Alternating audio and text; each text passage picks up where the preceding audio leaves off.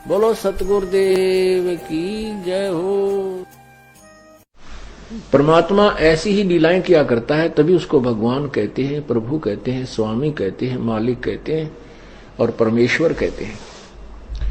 लेकिन कुछ एक अज्ञानियों ने, अज्ञानी ऋषियों महर्षियों ने, गुरुओं ने ये थ्योरी सेट कर दी कि भगवान ये जो लीलाएं हैं झूठी हैं। ऐसे भगवान बगैर किसी माता के कोई गर्भ से कोई नहीं बाहर आ सकता, कोई जन्म नहीं, ऐसे स्वयं नहीं प्रकट हो सकता। तो बहुत सा समाज इस बात पर आधारित हो चुका है कि बिल्कुल ठीक है, क्योंकि श्री राम माता से उत्पन्न हुए, श्री कृष्ण मां से उत्पन्न हुए। जितने भी हम जिनको भगवान की संज्ञा में गिनते हैं सभी मां से उत्पन्न हुए। इसलिए हमने ये भी सत्य मान लिया कि मां के बिना उत्पन्न कोई नहीं हो सकता। लेकिन भगवान कैसे किसे कहेंगे? परमात्मा उसी को कहा जाता है जो एक जन साधारण की क्रियाओं से अलग क्रियाएं करे। बोलो सतगुरुदेव की जय हो। पुण्यात्मा तुरंत समझ जाती हैं और जो ढीठ आत्मा होती हैं वो नहीं मानते। उनको कितना प्रमाण दे ले, आंखों देखकर भी वो अपने अभिमान वश नहीं माना करते हैं, क्योंकि उनका स्वार्थ निहित होता है। वो परमार्थ नहीं मांगते, ना वो आत्म कल्याण चाहते हैं। जो लोग सत्य को देखकर भी स्वीकार नहीं करते, नतमस्तक नहीं होते हैं, तो वो इंसान नहीं, वो शैतान की संज्ञा में आते हैं। जानबूझ साची तजय करे झूठ तेने, और ताकि संगत है प्रभु सोपन में भी ना दे। बंदी छोड़ सतगुरु रामपाल जी महाराज जी की जय हो। परमेश्वर की सभी प्यारी आत्माओं को दास का सत्साहेब। पुण्यात्माओं, आज दास जिस विषय पर वीडियो बनाने जा रहा है वह विषय कलयुग की पिछली पीढ़ी में परमेश्वर कबीर साहिब जी के 8 सितंबर 1951 के दिन सतगुरु रूप में पुनः प्रकट होने को लेकर है। इस वीडियो में दास उन पॉइंट्स पर बिल्कुल भी चर्चा नहीं करेगा जिन पॉइंट्स को लेकर पिछले वर्ष यानी कि सन 2019 में सतगुरु प्रगट दिवस से पहले सतगुरु रामपाल जी महाराज जी के प्रकट होने के विषय में प्रमाणों सहित खुलासा किया जा चुका है। जैसे कि संत रामपाल जी महाराज जी यदि परमात्मा है तो शादी करवाकर स्त्री भोग क्यों किया? संत रामपाल जी महाराज जी यदि परमात्मा हैं तो उनका शरीर आप और हमारी तरह हाड़ मांस का क्यों दिखता है? संत रामपाल जी महाराज जी यदि परमात्मा हैं और प्रकट हुए हैं तो फिर उन्होंने माता पिता के संयोग से जन्म क्यों लिया? आदि आदि भगत भाइयों के अनेकों शंका भरे ऐसे पॉइंट्स थे जिनको परमात्मा ने दास को निमित्त बनाकर प्रमाणों सहित वीडियो बनवाकर डलवा दिया था। उन सभी वीडियोज का लिंक आप जी को इस वीडियो के डिस्क्रिप्शन बॉक्स में मिल जाएगा। लेकिन आज सन 2020 में सतगुरु प्रगट दिवस से पहले हम जो बातें परम पूज्य सतगुरु रामपाल जी महाराज जी के 8 सितंबर 1951 के दिन गांव धनाना जिला सोनीपत हरियाणा में प्रकट होने के विषय में करने जा रहे हैं, उन्हें बहुत ही ध्यान से सुनने और फिर मनन करने की आवश्यकता है, वरना इतना बड़ा धोखा खा जाओगे उसके बाद कुछ भी खाने और खोने को बचेगा ही नहीं। तो चलिए परमेश्वर शुरू करवाते हैं आज का वीडियो। पुण्यात्माओं, निसंदेह औरत को औरत ही जन्म देती है।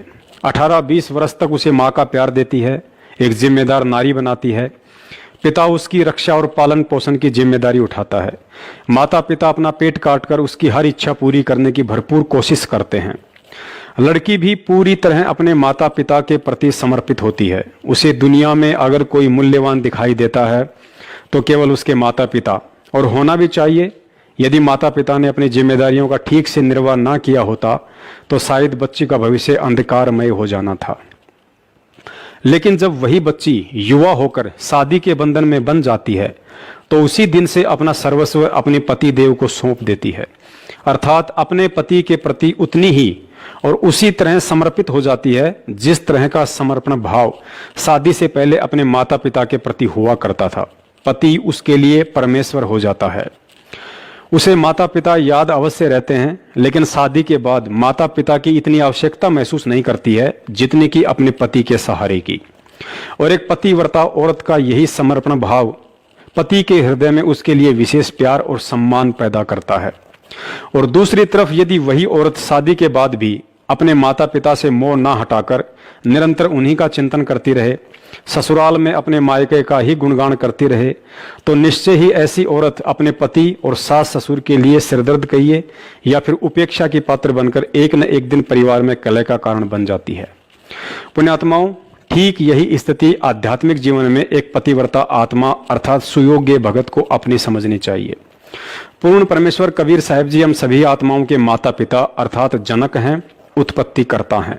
84 लाख योनियों के चक्कर से बाहर निकालने के लिए मानव शरीर दिया और पालन पोषण के लिए सांसारिक माता पिता की व्यवस्था की।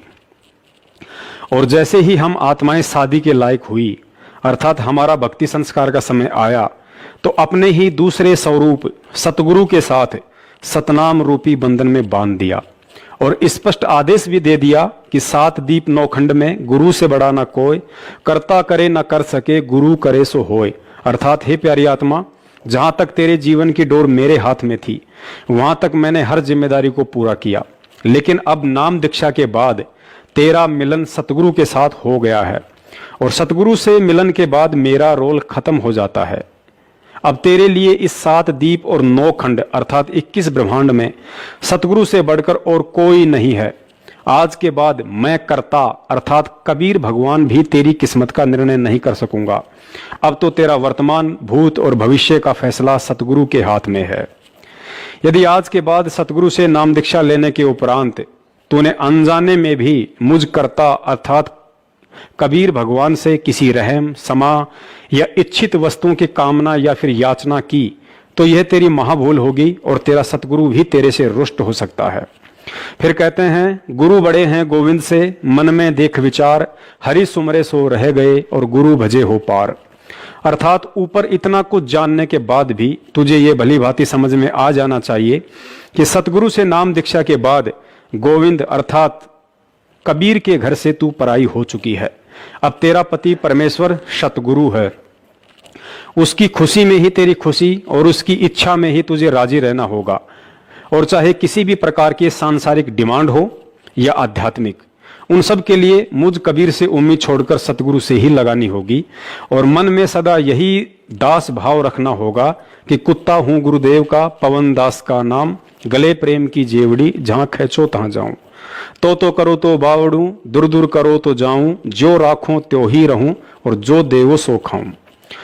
पुण्यात्माओं, कुछ आत्माओं को आज भी सच्चे सतगुरु की शरण और तत्व ज्ञान मिलने के बाद भी अपने कमजोर भक्ति संस्कार की वजह से सतगुरु और परमात्मा के बीच की रहस्यमय दूरी सदा खटकती रहती है।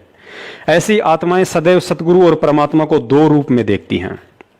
उन्हें लगता है कि असल में परमात्मा तो वो है जो सतलोक में रहता है, जो 650 साल पहले बनारस में कबीर रूप में आए थे, और सतगुरु तो उनका कोई प्रतिनिधि, पैगंबर या संदेश वाहक होता है जो कुछ सीमित शक्तियों के साथ काल लोक में परमात्मा कबीर साहिब जी के आदेशों से उनकी आत्माओं को भक्ति मार्ग समझाने के लिए आता है। पुण्यात्माओं, भक्ति मार्ग में भगत की यही वो सबसे बड़ी भूल होती है जो बार बार सतगुरु की शरण मिलने के बाद भी उसे सतलोक नहीं जाने देती है। और जब तक इस तत्व ज्ञान को आधार बनाकर एक भगत का गुरु और गोविंद को 2 अलग अलग समझने वाला भाव और भेद अंतःकरण से बिल्कुल समाप्त नहीं हो जाता, तब तक वह आत्मा यही 84 के बंधन में चक्कर काटती रहेगी, भले ही उससे सच्चा सतगुरु और सार नाम भी क्यों ना मिल गया हो। 650 साल पहले जब परमेश्वर कबीर साहिब जी सतगुरु रूप में 120 वर्ष तक रहे तो बार बार यही संदेशा देते रहे कि गुरु गोविंद 2 नहीं भाई, और 2 समझे वो 2 जग जाही। 2 जग नरक को कहते हैं। आज भी संगत में से 90% भगत भाई बहन एक बहुत बड़ी गलती कर रहे हैं।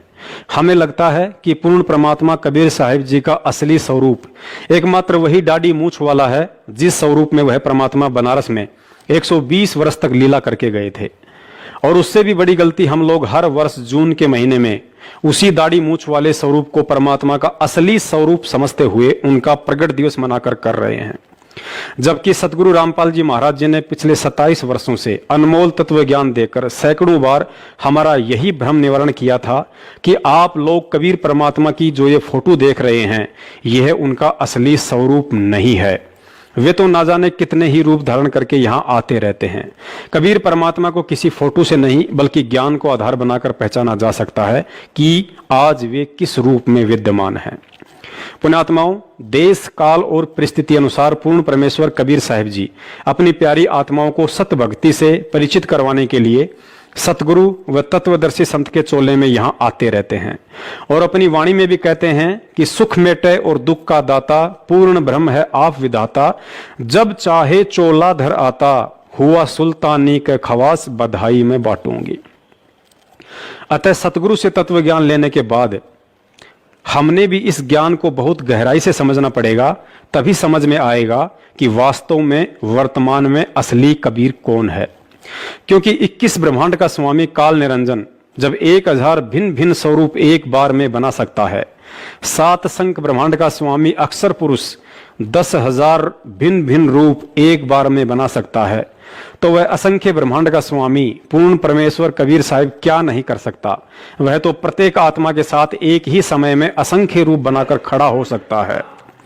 सुनिए सतगुरुदेव जी के मुख कमल से, जिसमें उन्होंने ज्ञानी आत्माओं के लिए स्पष्ट इशारा और प्रतिवर्ष जून के महीने में कबीर साहिब जी के दाढ़ी मूंछ वाले स्वरूप को ही परमात्मा का वास्तविक स्वरूप जानकर कबीर प्रगट दिवस मनाने वाली भोली आत्माओं को यह कहते हुए समझाने में कोई कसर नहीं छोड़ी है कि आप जो यह चित्र देख रहे हैं यह परमात्मा का वास्तविक रूप नहीं है, वे तो जब चाहे कोई भी रूप धारण करके आ सकते हैं।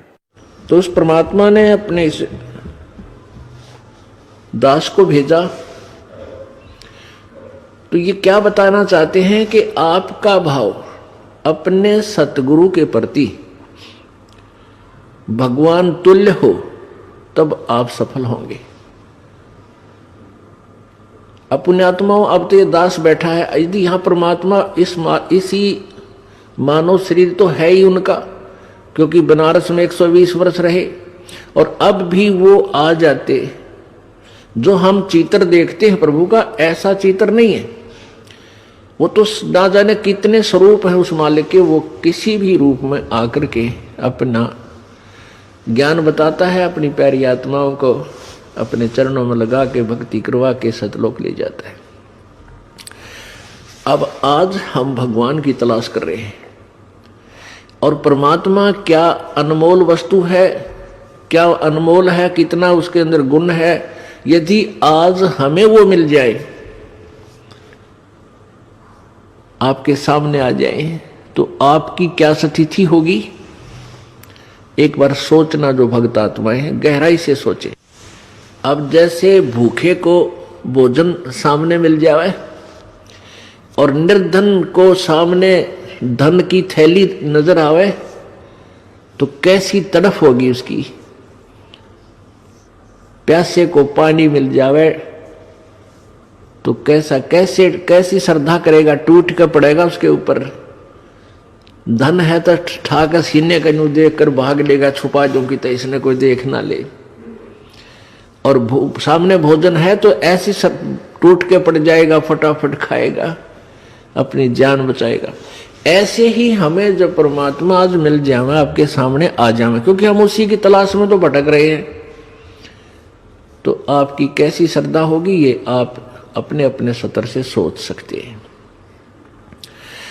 अब वो भगवान यहां आ जाए, अरदास के स्थान पर बैठकर सत्संग करने लग जाए, क्योंकि ज्ञान तो देना ही पड़ेगा उन्होंने, तो आपकी कैसी भावना होगी। आंखों में आंसू हो, हृदय में प्यार हो, और कोई भी अवगुण हम भगवान में देख नहीं सकते, क्योंकि भगवान में अवगुण होता ही नहीं।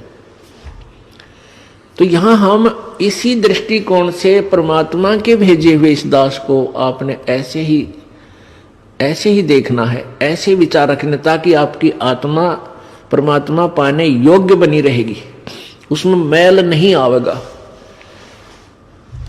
अब जैसे हमने परमात्मा पाना है तो गुरु जी को भगवान स्वीकार करना होगा।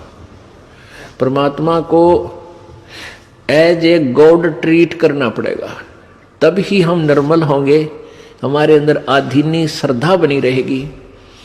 अब एक गणित के अंदर एक प्रश्न आता है ऋण का, लोन का। उसमें क्या होता है कि मूल धन ज्ञात करना होता है, और वो मूलधन लाखों और करोड़ों की संख्या का होता है। उस लाखों करोड़ों की संख्या के मूलधन, मूल राशि को ज्ञात करने के लिए, प्राप्त करने के लिए हमने सपोज करना पड़ता है, मानना पड़ता है। मान लीजिए मूलधन 100 रुपए, उस 100 रुपए मूलधन को मानकर हम उस ओरिजिनल वास्तविक उस करोड़ों और लाखों वाले मूलधन को प्राप्त कर सकते, अन्यथा हम उसका कोई और हल कर ही नहीं सकते, उसको प्राप्ति कर ही नहीं सकते। इसी प्रकार वो परमात्मा तो अथाह है, बहुमूल्य है, उसकी कोई कीमत को नहीं, वो तो मालिक है, समर्थ है। उस समर्थ भगवान को पाने के लिए हमने गुरुजी को मानना पड़ेगा। ये भगवान मान लो, गुरुजी भगवान परमात्मा। तो इस दास को यानी अपने गुरुजी को परमात्मा मानने से एक छोटी सी राशि है 100 रुपये लाखों और करोड़ों की तुलना में, फिर भी उसके बिना वो लाखों और करोड़ों वाला मूलधन आपको प्राप्त नहीं हो सकता, कभी नहीं हो सकता। आप जी ने अपने गुरुजी को भगवान मान लेना चाहिए। पुण्यात्माओं, इस वीडियो में सतगुरुदेव जी ने एक और बात पर बार बार जोर दिया है कि यदि आपने मोक्ष चाहिए तो गुरुजी को भगवान के तुल्य मानना पड़ेगा, कि मान लो गुरुजी भगवान। पुण्यात्माओं, सतगुरु रामपाल जी महाराज जी के द्वारा गुरुजी को परमात्मा तुल्य मानने के लिए ये बात कहना कि मान लो गुरुजी भगवान, इस बात को भी हमें गहराई से समझना पड़ेगा कि आखिर सतगुरु रामपाल जी महाराज स्वयं पूर्ण परमेश्वर कबीर साहब होते हुए भी यहाँ स्पष्ट रूप से अपने आप को भगवान ना कहकर गुरुजी को भगवान तुल्य मानने के लिए क्यों कह रहे हैं। परमेश्वर कबीर साहिब जी 650 साल पहले बनारस में अपने परमात्म स्वरूप को छुपाते हुए एक सतगुरु की भूमिका कर रहे थे और अपने ही तीनों रूप अर्थात परमात्म रूप, सतगुरु रूप और एक साध अर्थात परम भगत वाले रोल को समझाते हुए कहा था कि साहिब से सतगुरु भय और सतगुरु से भय साध, ये तीनों अंग एक हैं, गति कुछ अगम अगाध।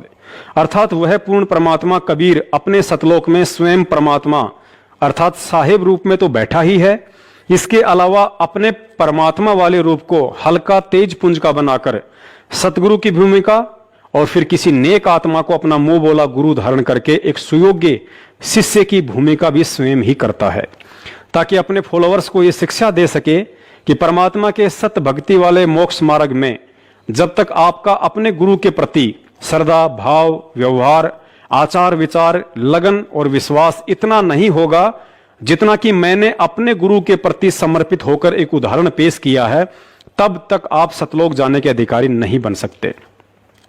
अतः सतगुरु रामपाल जी महाराज जी के द्वारा स्पष्ट रूप से अपने आप को भगवान होते हुए भी भगवान ना कहकर यह कहना कि आपने गुरुजी को भगवान तुल्य मानना पड़ेगा, इसके पीछे का मुख्य कारण यही है कि उपरोक्त वाणी के अनुसार वे स्वयं परमात्मा और सतगुरु वाली भूमिका के साथ साथ एक सुयोग्य परम भगत का भी रोल कर रहे हैं और भगत के रोल में अपने आप को स्पष्ट रूप से भगवान ना बताकर ज्ञानी आत्माओं के लिए इशारा कर दिया कि आपने गुरुजी को भगवान तुल्य मानना पड़ेगा। परमात्मा कहते हैं वो स्वयं ही यहाँ पर तत्वदर्शी संत बनकर आते हैं और अनजान संतों और ऋषि महर्षियों के द्वारा जो भक्ति का स्वरूप बिगाड़ दिया जाता है उसको स्वस्थ करने के लिए आते हैं। वो स्वयं ही परमात्मा होते हैं, वो परम अक्षर ब्रह्म वो स्वयं है, वही संत रूप धारण करते हैं, वही एक परम भक्त की भी भूमिका करते हैं।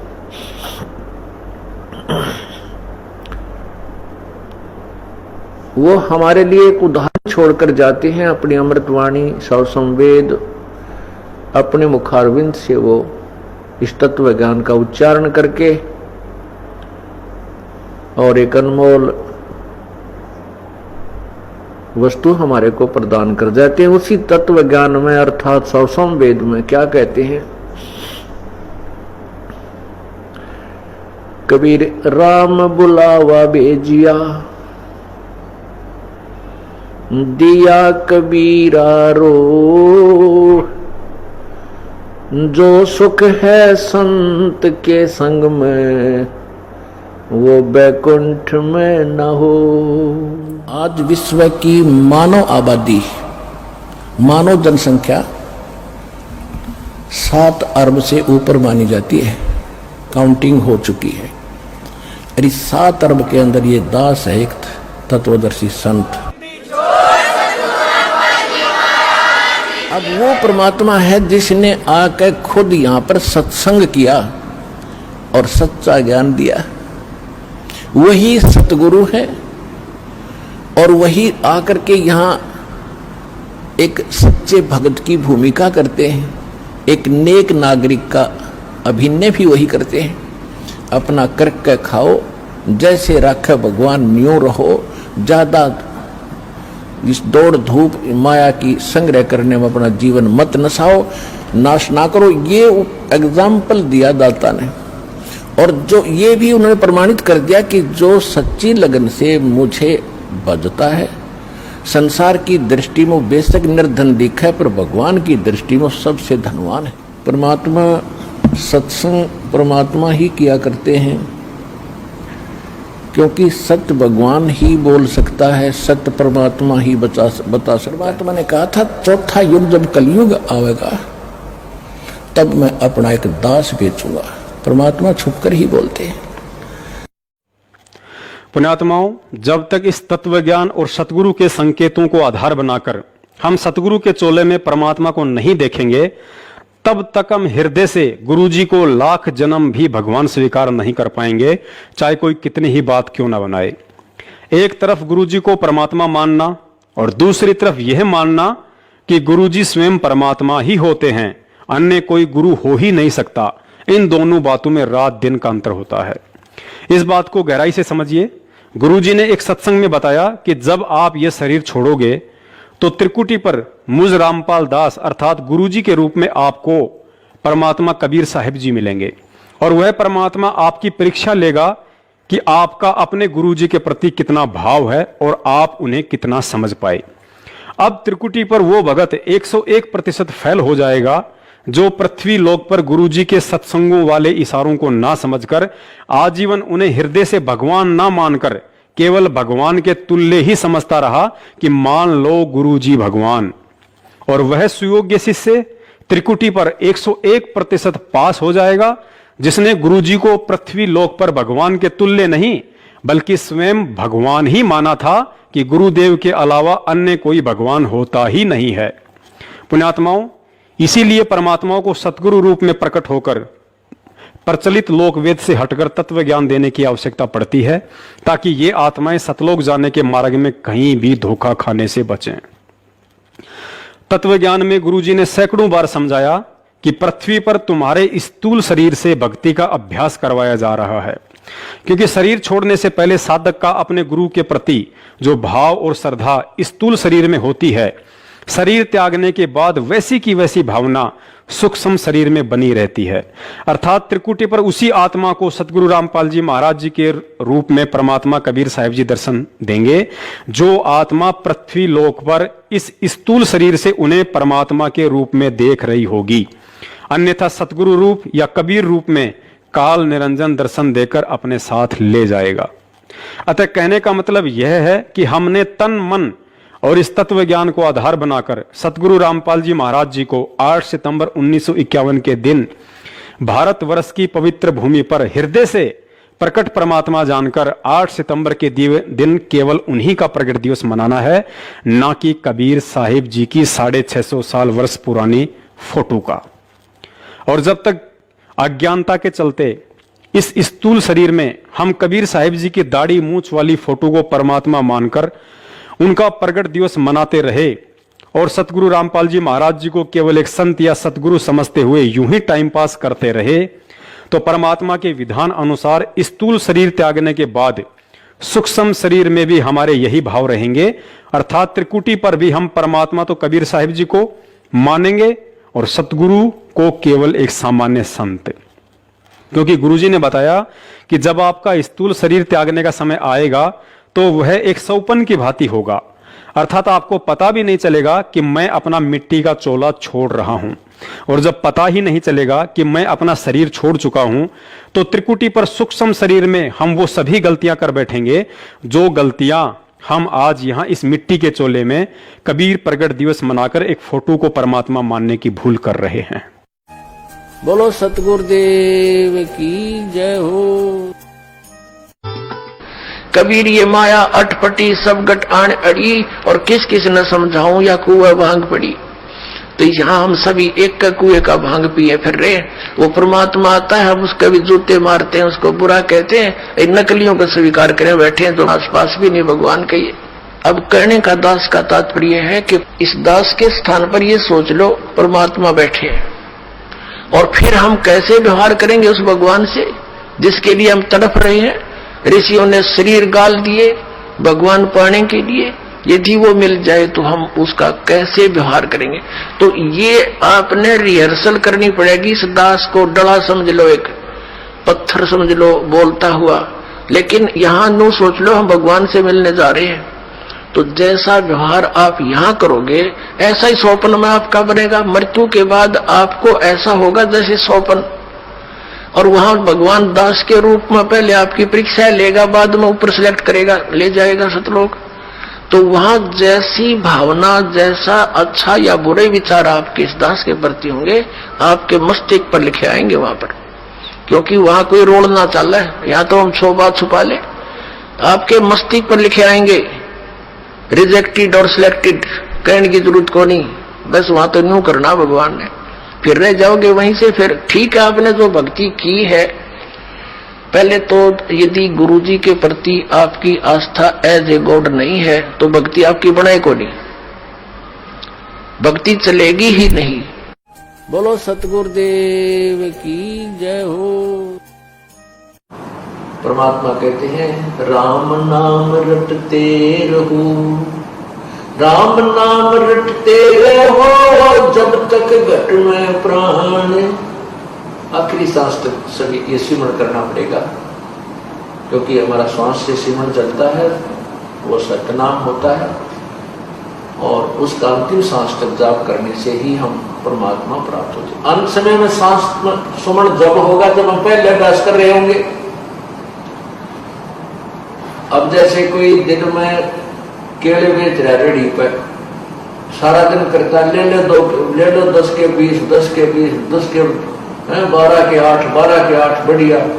रात में फिर वही में रुके मारे सारी रात, ले लो 8 के 12, 12 के 8, 12 के 8। तो जैसा उसने दिन में अभ्यास किया ऐसा ही रात में।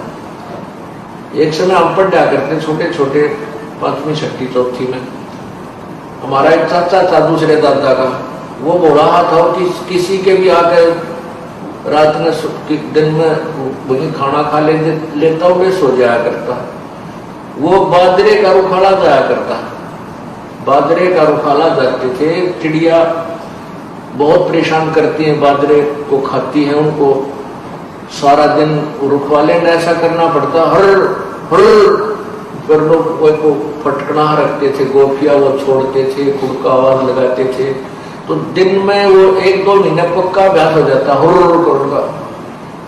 वो एक दिन हमारे हम ऊपर पढ़ रहे थे, गर्मियों के दिन होते हैं वो, तो वो आके वहां सो गया, हम अपना पढ़ रहे थे। वो एकदम जोर तो उठा, हम भी डर गए, वहां क्या हो गया। हमने उठाया, वहां चाचा क्या हो गया तेरे, और वो उठ कर देखने लगा। जो बोला मन ने सोचा मैं वहां खेत में बाजरे का रुखाली कर रहा और चिड़िया आ गई, वो खा रही है, उनको भगा रहा था हुर्र करके।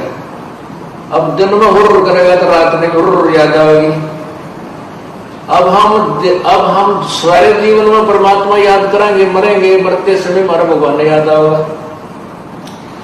और जिसने परमात्मा याद किया नहीं, सारा दिन सारी उम्र खो दी 2 के 20 बनाने में, तो उसका समय परमात्मा याद नहीं आएगी, वही बातें वही कुमत याद आएगी। बोलो सतगुरुदेव की जय हो। तो पुण्यात्माओं, पूज्य गुरुदेव जी के द्वारा अकाट्य प्रमाण देने के बाद अब तो कुछ आंखें खोलो और पहचानो कि वास्तव में असली कबीर परमेश्वर कौन है। गुरुजी ने अपने मुख कमल से यह तो साबित कर ही दिया कि 650 साल पहले वाला चित्र कबीर परमेश्वर जी का असली स्वरूप नहीं है। और दूसरी तरफ यह भी कह रहे हैं कि जब आप त्रिकुटी पर जाओगे तो वहां भी परमात्मा आपको मुझदास अर्थात संत रामपाल जी महाराज जी के रूप में ही दर्शन देंगे और सतलोक लेकर जाएंगे। तो फिर विचार करो कि कबीर भगवान कैसा है, उनकी शकल कैसी है और उनको देखा किसने? नहीं समझे? अरे भाई, सतगुरुदेव जी ने साबित कर दिया कि मैं ही परमात्मा कबीर साहिब हूं। यदि त्रिकुटी पर भी हमें वह कबीर परमात्मा सतगुरु रामपाल जी महाराज जी के ही रूप में दर्शन देंगे तो फिर विचार करने की बात है कि आज पृथ्वी पर उनके रूप में स्वयं कबीर परमात्मा ही हमारे सतगुरु बनकर हमें ज्ञान और भक्ति दे रहे हैं। पुण्यात्माओं, तत्वदर्शी संत से नाम उपदेश लेने के बाद जिस व्यक्ति को अभी तक सतगुरु की परिभाषा का भी ज्ञान नहीं हुआ तो समझो वह व्यक्ति अभी संशय में है। और संशय के विषय में गुरुदेव जी ने बताया कि संशय शोक सराय में सूतक दिन राती, जीवित जग में जूते पड़े फिर यम तोड़ेंगे छाती। अर्थात भक्ति मार्ग की किसी भी क्रिया में यदि आपको जरा भी संशय या शंका रह गई तो ना ही आपको वह शंका यहां चैन से जीने देगी और ना ही मरने के बाद मोक्ष प्राप्त होने देगी। अर्थात जीते जीतो कर्म की मार के जूते पड़ेंगे ही पड़ेंगे। शरीर त्यागने के बाद यमदूतों के हाथ लगोगे और तुम्हारी छाती तोड़ी जाएगी, अर्थात मुकदरों से पीटे जाओगे। सतगुरु की परिभाषा को समझाते हुए गुरुदेव जी ने बताया कि ना सतगुरु जननी जने जाके माना बाप, पिंड भ्रमण से रहित है ना वहां तीनों ताप। अर्थात जो सतगुरु होगा वह माता पिता से जन्म नहीं लेता है, वह प्रकट परमात्मा होता है तथा उनका शरीर तेज पुंज का होता है, पंच भौतिक नहीं। पुण्यात्माओं, परमेश्वर की वाणी कभी भी गलत सिद्ध नहीं हो सकती है। अतः उपरोक्त अमृत वाणी में सतगुरु की परिभाषा के अनुसार जो आत्माएं सतगुरु रामपाल जी महाराज जी को माता पिता से जन्म लिया हुआ मानती हैं तो ऐसी आत्माओं को कोई अधिकार नहीं है कि वे संत रामपाल जी महाराज जी को सतगुरु कहकर संबोधित करें और उनका झूठा जयकारा लगाएं कि बंदी छोड़ सतगुरु रामपाल जी महाराज जी की जय हो। और जो आत्माएं उन्हें माता पिता से जन्म लिया हुआ ना मानकर यदि प्रकट हुआ मानती हैं तो फिर ऐसी आत्माओं को कोई अधिकार नहीं है कि सतगुरु रूप में प्रकट परमात्मा संत रामपाल जी महाराज जी के अलावा कबीर जी की फोटो का कबीर प्रगट दिवस मनाएं। और यदि फिर भी मनाती हैं तो जाहिर सी बात है वे आत्माएं तत्व ज्ञान के अभाव में अभी तक गुरु और गोविंद अर्थात सतगुरु रामपाल जी महाराज और कबीर साहिब जी को दो अलग अलग रूप में देख रही हैं। और ऐसी आत्माओं के लिए परमात्मा ने अपनी वाणी में स्पष्ट कहा है कि गुरु गोविंद दो नहीं भाई, और दो समझे वो दो जग अर्थात नरक में जाही। गुरु और परमात्मा में कोई अंतर नहीं होता जब तक दो समझ कर चल। ऐसा कबीर साहब कहते हैं वो कुत्ते की दुनिया उतार। गुरु परमात्मा स्वरूप समझना चाहिए जिसने आपको वो अनमोल चीज दी जिससे आपकी 84 मिटेगी। तो कहते हैं हरि के रूठे कबीर गुरु जय रूस जा, हरि जय रूस जा तो गुरु की शरण में जा, और कबीर गुरु जय रूस जा फिर हर नहीं करे सहा। पुण्यात्माओं, इसके अलावा सतगुरु देव जी ने अपने सत्संग में भगत के लिए एक ऐसा फॉर्मूला बताया है जिसको अपनाने से भगत को अपने गुरु में किसी सामान्य संत के नहीं बल्कि साक्षात परमात्मा के ही दर्शन होने लगेंगे। इस अनमोल फॉर्मूले में गुरुजी ने बताया कि यदि आपका भाव अपने गुरु में परमात्मा तुल्य नहीं बन पा रहा है तो इसका एक ही उपाय है कि आप सूक्ष्म वेद में वर्णित परमात्मा के लक्षणों को अपने गुरुजी पर लक्षित करना सीखो। उसके बाद ऑटोमेटिक आपका भाव और श्रद्धा अपने गुरुदेव में परमात्मा जैसी बनने लगेगी। अर्थात परमात्मा का प्रथम लक्षण होता है कि वे कभी किसी माता पिता से जन्म नहीं लेते हैं, वे अविनाशी व सौद स्वरूपी होते हैं। अतः आपने परमात्मा का यह लक्षण अपने गुरुदेव पर लक्षित करके फिर उन्हें उसी दृष्टि से देखना है कि मेरे गुरुदेव पूर्ण परमात्मा है जो किसी माता पिता के गर्भ से नहीं बल्कि 8 सितंबर 1951 के दिन भारतवर्ष की पावन भूमि पर 650 साल पहले धर्मदास जी से किए वायदे अनुसार कलयुग की इस बिचली पीढ़ी में हम जीव आत्माओं के उद्धार के लिए प्रकट हुए। लीला वह परमात्मा ऐसे ही करता है ताकि काल भी भ्रमित होकर उन्हें पहचान ना सके। फिर हम तुच्छ बुद्धि जीवों की तो औकात ही क्या।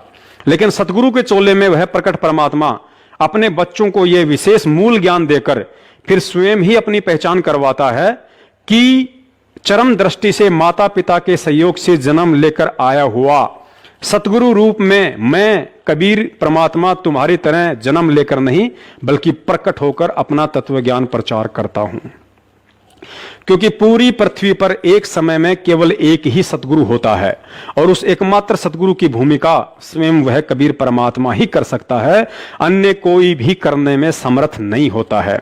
अतः इस भाव से जब हम विचार करेंगे तो अंत में यही पाएंगे कि मैं जिस महापुरुष संत रामपाल जी महाराज जी को सतगुरु कहकर संबोधित करता हूं वह कोई और नहीं बल्कि स्वयं सतलोक का राजा कबीर परमात्मा है। सुनिए सतगुरुदेव जी के मुख कमल से, जिसमें वे स्पष्ट संकेत कर रहे हैं कि जब तक आप परमात्मा के लक्षणों को अपने गुरुजी पर लक्षित नहीं करोगे तब तक आपका वो भाव नहीं बन सकता जिस भाव से सतलोक की प्राप्ति होती है। लेकिन आपके लिए परमात्मा का विधान है, गुरु गोविंद कर जानियो और रहियो शब्द समाए, मिले तो दंडवत बंदगी नहीं पल पल ध्यान लगावे, कि गुरु को भगवान मानकर चलना और रहियो शब्द समाए। शब्द समाये रखना मतलब जो उसने मंत्र दिया है वो सत मंत्र सतनाम यानी सत भक्ति, उसमें लीन रहना, गुरु जी को भगवान मानना और जो उपदेश मंत्र दिया है उसमें समाये रहना, उसकी भक्ति पर ज्यादा ध्यान रखना। और जब भी मिले तो दंडवत बंदगी, जहां मिले वहां दंडवत प्रणाम करना, और नहीं मिल पाते हो जैसे घर पे तो पल पल ध्यान लगावे। यानी परमात्मा के गुणों को अपने गुरु जी के ऊपर लक्षित करे और फिर आपका भाव बनेगा, एक प्यार जागेगा इस दास के प्रति जैसा इस काल के प्रति जाग्या था, और वही कसक आपकी इस दास के प्रति होगी तभी हम वहां चलेंगे। जिस कसक के साथ हम वहां डटे नहीं डटे, तो ऐसा ही भाव अब हम कैसे भावित होते हैं, जैसे एक हीरो या हीरोइन नकली बात बना के, एक तो उसने पढ़ावा है फिर वो बोल रहा है, उसके एक दो डायलॉग पर हम आसक्त हो जाते हैं, ओहो बड़ा क्या बात कही, बड़ा सुंदर बोला, और यहाँ दास ने ऐसा पिटारा खोल दिया इन बोलों का वचनों का। तो इस आधार से भी आपने प्रभावित होना चाहिए, जब आपकी आत्मा निर्मल हो जाएगी। कमाल कर दिया गुरु जी ने, तो ऐसे निर्णय करके ज्ञान दे दिया। तो हमने ऐसे प्रभावित होना है और आसक्त होना है उस परम पिता पर इस दास के माध्यम से। ये रिहर्सल आपकी फिर ऊपर जाके काम आवेगी जो आप यहाँ करोगे। बोलो सतगुरुदेव की जय हो। पुण्यात्माओं, परमेश्वर का तत्व ज्ञान कहता है कि किसी संत के द्वारा अपने आप को सतगुरु कहलवाना कोई साधारण बात नहीं होती है। आज गुरुदेव के संकेतों को समझना तो कोसों दूर की बात हो गई, क्योंकि संगत में से ही 90% लोग अपनी अंतरात्मा से ये कतई मानने को तैयार नहीं हैं कि सतगुरु रामपाल जी महाराज 8 सितंबर 1951 के दिन प्रकट हुए होंगे। और यही कारण रहा कि आज तक चंद सतसेवकों के अलावा किसी ने भी सतगुरु रामपाल जी महाराज जी का प्रकट दिवस नहीं मनाया, क्योंकि 90% भाई बहन आज भी उन्हें इंद्रो माई के गर्भ से जन्म लिया हुआ ही मानते हैं। चंद सतसेवकों को निमित्त बनाकर परमात्मा के द्वारा सैकड़ों बार सतलोक आश्रम मैनेजमेंट हरियाणा के पीछे निपट अंधी होकर भेड़ चाल में मस्त संगत को अवगत करवाने के बाद भी कबीर प्रगट दिवस मनाकर अपनी अज्ञानता और मूर्खता का बार बार प्रमाण दे रही पढ़ी लिखी संगत के बंद आंख नाक कान खोलने के लिए इस वीडियो में सतगुरु रामपाल जी महाराज जी ने 8 सितंबर 1951 के दिन स्वयं के प्रकट होने के विषय में खुलकर संकेत करते हुए कहा है कि परमात्मा जब आए थे तो उनकी विलक्षण देह थी। फिर कहा कि विलक्षण थी और है भी का अर्थ है कि आज भी है। फिर आगे कहा कि 650 साल पहले भी परमात्मा प्रकट था और आज भी है। पुण्यात्माओं, सतगुरुदेव जी के इस शब्द को ध्यान से सुनना कि आज भी प्रकट है। अके नाम कहा नहीं जाई, इसको बोलना नहीं है, इसको बोल के जाप नहीं करना, सुरत से जाप करना है। ये बोल के सुना दिया लेकिन इसका जाप बोल के नहीं होगा, इसलिए अकय कहा है। विधेय इसलिए कहा इसको कि जैसे परमात्मा का भी शरीर था और धर्मदास का भी शरीर था, लेकिन परमात्मा विधेय कहा करते, विलक्षण देही थी उनकी, साकार हैं, थे भी रहे भी, उस समय प्रकट थे, अब भी है। और इसी प्रकार इस मंत्र को विधेय मंत्र का। पुण्यात्माओं, एक और बात पर गहन विचार करो। आज हम जितने भी भगत हैं सब के सब पूज्य या परम पूज्य शब्द केवल सतगुरु रामपाल जी महाराज जी और कबीर साहिब जी के आगे ही क्यों लगाते हैं, जबकि परम अक्षर ब्रह्म के अवतार तो आदरणीय गरीबदास जी महाराज जी से लेकर सत सुकृत ऋषि तक सभी महापुरुष थे। उन सभी रूपों में भी तो स्वयं कबीर साहिब ही आए थे, फिर वे हमारे लिए आज पूज्य क्यों नहीं है? क्योंकि सतलोक में कबीर शब्द परमेश्वर का असली नाम है, इसलिए हम इस शब्द के आगे पूज्य शब्द लगाते हैं। और वही कबीर सतगुरु रामपाल जी महाराज जी के रूप में आज हम सबके सामने प्रत्यक्ष है, जिनसे हमारा पूर्ण मोक्ष संभव है। इसलिए हम सतगुरु रामपाल जी महाराज शब्द के आगे भी पूज्य शब्द लगाते हैं। जबकि गरीबदास जी महाराज करुणामय, मुनिंद्र या सतसुकृत, ना ही तो ये नाम परमात्मा के वास्तविक नाम है और ना ही उन महापुरुषों से हमारा मोक्ष हुआ। वे केवल उन आत्माओं के लिए उस समय परम पूजनीय थे जिस समय वे उनके सतगुरु रूप में पृथ्वी पर विद्यमान थे। अतः वर्तमान में वे सभी महापुरुष हमारे लिए आदरणीय हैं, ना कि पूजनीय। इसके अलावा पुण्यात्माओं, हम रोज संध्या आरती करते हैं और संध्या आरती के अंत में गुरुदेव भगवान का अंग आता है, यानी हम अपने गुरुदेव के सन्मुख उनसे प्रार्थना करते हैं और कहते हैं कि अवगुण किए घनेरे फिर भी भले बुरे हम तेरे, दास को जान के निपट नादान मोहे बख्श दियो अविनाशी। अर्थात हम रोज सतगुरु रामपाल जी महाराज जी को अविनाशी कहकर उनसे प्रार्थना करते हैं कि हे अविनाशी गुरुदेव, आपके विधान और तत्व ज्ञान से अपरिचित होने के कारण इस दास ने बहुत अवगुण किए हैं। अतः अनजाने में हुए उन अवगुणों के लिए मुझ दास को बख्शने की कृपा करें। रोजाना संध्या आरती करने वाले और रोज अपने गुरुदेव को अविनाशी कहने वाले, अर्थात जिसका कभी नाश ना हो, जो अजर अमर हो, ऐसी महिमा करने वाली आत्माओं ने क्या कभी विचार किया है कि अविनाशी कभी माता पिता के गर्भ से जन्म नहीं लेता? जिसने पूरी दुनिया की माताओं को अपने शब्द से उत्पन्न किया हो, फिर भला दुनिया में ऐसी कौन सी मां है जो उस अविनाशी सतगुरु रामपाल जी महाराज जी अर्थात कबीर साहिब जी को एक सेकंड के लिए भी अपने कोख में रखने में समर्थ हो? पुण्यात्माओं, जो गलती आज से 250 साल पहले आदरणीय गरीबदास जी महाराज जी को लेकर छुड़ाने वाले कर चुके हैं, वो गलती आज हमने भूलकर भी नहीं दोहरानी है। क्योंकि लगभग 250 वर्ष पहले परमेश्वर कबीर साहिब जी आदरणीय गरीबदास जी महाराज जी के चोले में सतगुरु रामपाल जी महाराज जी की भांति एक साधारण जाट किसान परिवार में आए थे। शादी भी करवाई, उनके 6 बच्चे भी थे, खाना भी खाया करते थे, खेतों में काम भी किया करते थे और तत्व ज्ञान का उपदेश भी किया करते थे। इसी के चलते आजीवन छुड़ाने वालों ने उनका उपहास उड़ाया, उन्हें छोरी का छोरा और कभी बावलिया कहकर संबोधित किया। लेकिन उनके द्वारा रचित आदरणीय सदग्रंथ साहिब की भूमिका में लिखा हुआ है कि जब उन्होंने शरीर छोड़ने की लीला की तो उनकी चिता से अस्थियां नहीं मिली। उसके बाद गांव वाले और उनके परिवार वालों ने बहुत ही प्रायश्चित किया और कहने लगी कि महाराज जी तो स्वयं परमात्मा थे, उनका तो तेजपुंज का शरीर था, वे तो सौद स्वरूपी थे और आज छुड़ाने में उनकी सूखी महिमा मंडन और यादगार में एक भव्य मंदिर का लठ गड़वा दिया जिसका कोई लाभ नहीं है। आदरणीय गरीबदास जी महाराज जी के चोले में साक्षात कबीर साहिब जी के होने का प्रमाण स्वयं आज सतगुरुदेव रामपाल जी महाराज जी ने भी अपने शब्दों में दिया है कि मूर्ख मनवा काल की चिंता क्यों सताती है, सतगुरु अपना साथी है। सत्य पुरुष ने छुड़ानी में बलराम की गऊ चराई, गंगा जी को प्रकट कर कर रानी मात नुवाई। भाई अद्भुत लीला आप दिखाई, दुनिया ना समझ पाती है, सतगुरु अपना साथी है।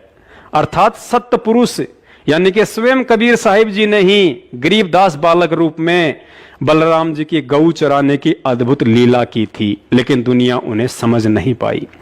तो पुण्यात्माओं, आप अपना आंकलन स्वयं कर लेना कि कहीं आप भी सतगुरु रामपाल जी महाराज जी को आदरणीय गरीबदास जी महाराज जी के गांव और परिवार वालों की तरह इंद्रो माई का बेटा, अनारो माई का पति, अंजू मंजू का पापा और महेंद्र का भाई मानकर गलती तो नहीं कर रहे हैं?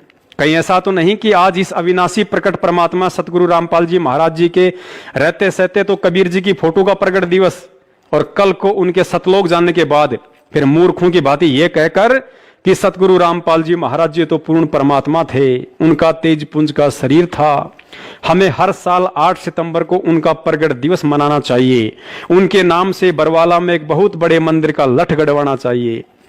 अगर आपने इतने प्रमाण देखकर भी उनको जीते जी पहचान कर 8 सितंबर के दिन सतगुरु प्रगट दिवस नहीं मनाया तो धिक्कार है आपके इस मानव जीवन पर।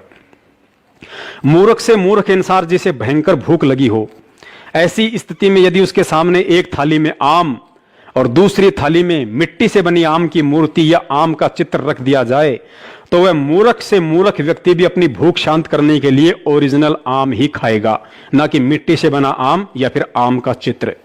तो जिन पुण्य आत्माओं को कलयुग की इस बिसली पीढ़ी में मोक्ष की भूख है, जिन्हें सतलोक जानने की तड़प है, उस आत्मा के सामने एक तरफ साक्षात गुरु खड़ा हो और दूसरी तरफ गोविंद का चित्र रख दिया जाए और कहे कि आप पहले किसका प्रगट दिवस मनाओगे, किसकी पूजा करोगे, ऐसी स्थिति में समझदार आत्मा तो तुरंत परमात्मा का विधान याद कर लेगी कि 7 दीप 9 खंड में गुरु से बड़ा ना कोई, करता करे ना कर सके, गुरु करे सो होए।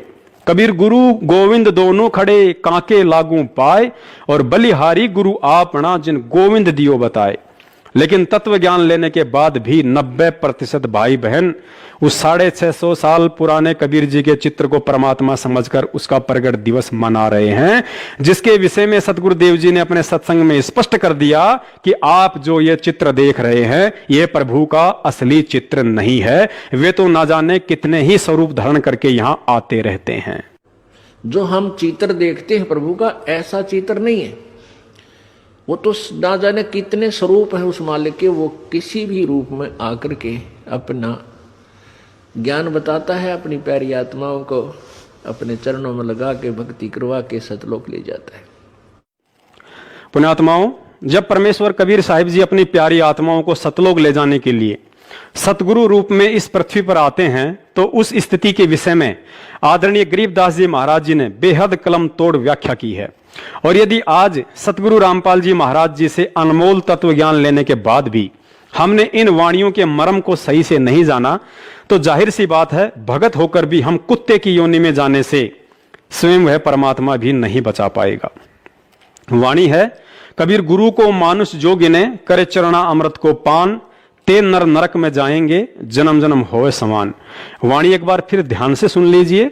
कबीर गुरु को मानुष जो गिने, करे चरणा अमृत को पान, ते नर नरक में जाएंगे, जन्म जन्म होवे समान। सबसे पहले तो यह समझना अति आवश्यक है कि आदरणीय गरीबदास जी महाराज जी की यह वाणी स्पेशल उन आत्माओं के लिए है जो वर्तमान में सतगुरु रामपाल जी महाराज जी से नाम दीक्षित हैं, ना कि भक्ति मार्ग से अनजान सांसारिक व्यक्तियों के लिए। महाराज जी ने समझाया कि जो व्यक्ति पूर्ण तत्वदर्शी संत से ज्ञान समझकर उन्हें अपना सतगुरु धारण कर चुका है तथा नियमानुसार चरणा अमृत भी पी रहा है, और इसके बावजूद भी यदि वह भगत अपने सतगुरु को केवल एक संत और परमात्मा किसी अन्य को मानता है तो वह व्यक्ति भले ही पूर्ण तत्वदर्शी संत की शरण में है, सत भक्ति मंत्रों का जाप भी कर रहा है और चरणा अमृत भी पी रहा है, लेकिन अंत में शरीर छोड़ने के बाद सतलोक की नहीं बल्कि कुत्ते की योनि प्राप्त करेगा। और इसमें कोई संशय नहीं है कि आज पूर्ण तत्वदर्शी संत सतगुरु रामपाल जी महाराज जी से तत्व ज्ञान लेकर तथा उनसे नाम दीक्षा प्राप्त करके रोजाना चरणा अमृत का सेवन करने वाले 90% वे भगत भाई बहन जो हर साल कबीर प्रगट दिवस मनाते हैं, सारे के सारे अभी भी इतने प्रमाण देखकर कबीर प्रगट दिवस मनाने वाली अपनी महाभूल के लिए सतगुरुदेव जी से हृदय से दंडवत समायाचना नहीं की तो मरणोपरांत फिलहाल कुत्ते का ही शरीर प्राप्त करने की दिशा में आगे बढ़ रहे हैं। पुण्यात्माओं, भले ही ये बात आपको बुरी लगे लेकिन यही सत्य है, क्योंकि ये विचार आदरणीय गरीबदास जी महाराज जी के हैं जो 100% सत्य हैं, और यही विचार उस समय 100% से 1000% सत्य हो जाते हैं जब पूर्ण तत्वदर्शी संत सतगुरु रामपाल जी महाराज जी गरीबदास जी महाराज जी की इस वाणी का ज्यों का त्यों अपने शब्दों में समर्थन कर देते हैं। तो अपने भ्रम निवारण के लिए देखिए, स्वयं सतगुरु रामपाल जी महाराज जी द्वारा सन 2013 में रचित एक पुस्तक यथार्थ भक्ति बोध का सरलार्थ के पेज नंबर 48 पर वाणी संख्या 10 में वाणी है, कबीर गुरु को मानुष जो गिने, करे चरणामृत को पान, ते नर नरक में जावेंगे, जन्म जन्म होए समान। और सरलार्थ में पूज्य गुरुदेव जी ने लिखा है, जो सतगुरु तत्वदर्शी है उसको परमात्मा तुल्य ही मानना चाहिए। यदि साधक ने गुरु धारण कर रखा है और नियमानुसार चरणा अमृत भी पी रहा है और गुरु जी को केवल संत रूप में देखता है और परमात्मा अन्य मानता है तो वह शिष्य पार नहीं हो सकता है। पार नहीं हुआ तो श्वान यानी कुत्ते आदि के शरीर प्राप्त करेगा।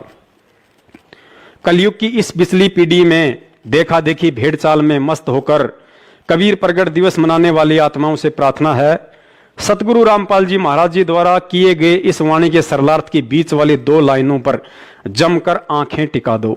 स्थूल शरीर वाली आंखों को नहीं, बल्कि और 2 अन्य तत्व ज्ञान वाली आंखों को, जो हमें सतगुरुदेव से ज्ञान मिलने के बाद प्राप्त हुई है। यहां गुरुजी स्पष्ट कह रहे हैं, यदि साधक ने गुरु धारण कर रखा है और नियमानुसार चरणामृत भी पी रहा है और गुरुजी को केवल संत रूप में देखता है और परमात्मा अन्य मानता है, तो वैसे से पार नहीं हो सकता। पार नहीं हुआ तो श्वान यानी कुत्ते आदि के शरीर प्राप्त करेगा। अब समझदार भगत स्वयं विचार कर ले कि पूर्ण तत्वदर्शी संत सतगुरु रामपाल जी महाराज जी से तत्व ज्ञान लेकर और ये भली बाती जानकर कि तत्वदर्शी संत की भूमिका स्वयं परमात्मा कबीर साहिब ही करते हैं, इसके बावजूद भी संत या गुरु रूप में प्रकट परमात्मा के अलावा यदि भगत किसी अन्य को परमात्मा मानकर उनका प्रगट दिवस मनाता है, तो यहां स्पष्ट है कि वह भगत अभी भी अपने सतगुरु को केवल एक संत और परमात्मा किसी अन्य को अर्थात उसी को मानता है जिसका वह प्रगट दिवस मनाता है। तो आदरणीय गरीबदास जी महाराज जी की इस वाणी और सतगुरु रामपाल जी महाराज जी के द्वारा इस वाणी के सरलार्थ अनुसार निश्चय ही ऐसा भगत शरीर छोड़ने के बाद कुत्ते की योनि प्राप्त करने वाला है। दास ये नहीं कह रहा कि कबीर जी परमात्मा नहीं है, परमात्मा तो सकल सृष्टि में अकेले कबीर साहिब ही हैं। लेकिन यदि वह कबीर आज आपके गुरु का रूप धारण करके आपके सामने प्रत्यक्ष है, तो फिर उसी कबीर की 650 साल पुरानी एक फोटो को परमात्मा मानकर उसका प्रगट दिवस मनाना क्या आपके द्वारा अपने ही गुरु की तौहीन नहीं है? पुण्यात्माओं, गुरु और परमात्मा के बीच के इस भेद को मिटाने के लिए ही वह परमात्मा इस पृथ्वी पर सतगुरु बनकर तत्व ज्ञान की बारिश करता है, ताकि आप और हम उन्हें आसानी से पहचान लें कि गरीब निर्गुण सरगुण एक है, दूजा ब्रह्म विकार, निर्गुण साहिब आप हैं और सरगुण संत विचार। अर्थात निर्गुण रूप में सतलोक में विराजमान वह कबीर परमात्मा उस समय सरगुण अवस्था में आ जाता है जब वह अपनी आत्माओं को तत्व ज्ञान देने के लिए पृथ्वी आदि लोक लोकांतरों पर एक संत या गुरु की भूमिका में तत्व ज्ञान प्रचार करता है। परमेश्वर जी ने बताया कि आदरणीय धर्मदास जी व नानक साहिब जी सहित अनेकों आत्माओं का निर्गुण सरगुण को लेकर नकली संतों द्वारा पैदा किया गया भ्रम उस समय समाप्त हो गया जब उन आत्माओं ने सतलोक के सिंहासन पर अन्य तेजोमय रूप में उसी महापुरुष को बैठा पाया, जो महापुरुष एक साधारण संत के रूप में उनका गुरु बनकर उन्हें नीचे से सतलोक लेकर गया था। उसके बाद तो उन आत्माओं में शंका की कोई गुंजाइश ही नहीं रही। और जब यही नजारा सतलोक में आदरणीय गरीबदास जी महाराज जी ने भी देखा, तो नीचे आकर कलयुग की वर्तमान बिचली पीढ़ी वाली हम अज्ञानी आत्माओं का मोत या बिंद हटाने के लिए अपने ग्रंथ साहिब में लिखा था कि गुरु को मानुष जो गिणे करे चरणा अमृत को पान, ते नर नरक में जाएंगे जन्म जन्म होए समान। पुण्यात्माओं, एक विशेष विचारणीय बात और है, जिस तरह आज स्वयं वह कबीर परमात्मा एक संत अर्थात सतगुरु रामपाल जी महाराज जी के रूप में आकर और अपने आप को छुपाते हुए यह कहकर कि मैं तो उस कबीर परमात्मा का भेजा हुआ पैगंबर हूं, संदेश वाक हूं, परमात्मा तो कबीर साहिब हैं जो सतलोक में रहते हैं। ठीक इसी प्रकार जब यही परमात्मा जिंदा महात्मा यानी एक संत रूप में आदरणीय धर्मदास जी, नानक साहिब जी, गरीबदास जी व मलुकदास जी सहित दादू जी को मिले, तो उन्हें भी यही कहा करते थे कि भाई मैं तो उस परमात्मा का भेजा हुआ नुमाइंदा हूं, परमात्मा तो सत्य पुरुष है जो सतलोक में रहता है। और साथ में यह भी बताया कि वह परमात्मा सतयुग में सत्सुकृत, त्रेता में मुनिंद्र और द्वापर युग में करुणामय ऋषि के रूप में एक तालाब पर कमल के विकसित फूल पर प्रकट हुआ था। उनकी परवरिश कंवारी गायों के दूध से हुई थी। लेकिन इसके बावजूद उन आत्माओं ने कभी भी ऋषि करुणामय, ऋषि मुनिंद्र का प्रगट दिवस नहीं मनाया, क्योंकि सतलोक देखने के बाद जैसा कि पहले ही बताया जा चुका है कि उन सभी आत्माओं का भ्रम निवारण हो चुका था कि कौन मुनिंद्र और कौन करुणामय। जो भी कुछ है वो केवल यही है जो आज हमारी पकड़ में है और जिसने सतगुरु रूप में आकर हमें नाम दीक्षा दी है और आत्म कल्याण का मार्ग बताया।